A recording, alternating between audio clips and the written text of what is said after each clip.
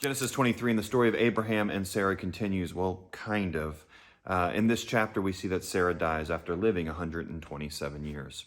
What I want to share with you is God's favor upon Abraham during this season of his life. Let me start in verse 4.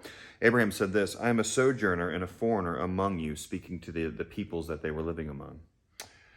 Give me property among you for a burying place. I may bury my dead out of my sight. The Hittites answered Abraham, Hear us, my Lord, you are a prince of God among us.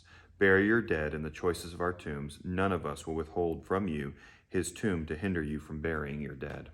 Abraham goes on to kind of go back and forth with them about paying or not paying and this and that. But what I want to share with you is just the favor that God has on Abraham, and how because God's favor is on Abraham, then the nations and others, even though he's a sojourner, they bless Abraham.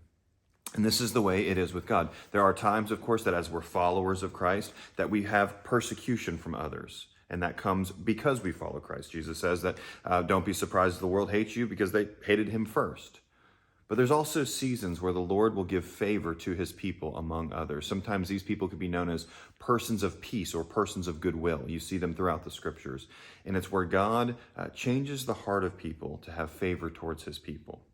And so as you're thinking about during difficult times in life, like having to bury your wife, like Abraham's having to do here, it's good to see the sweetness and kindness of our God, that he gives favor to us even through other people. Have a good day today.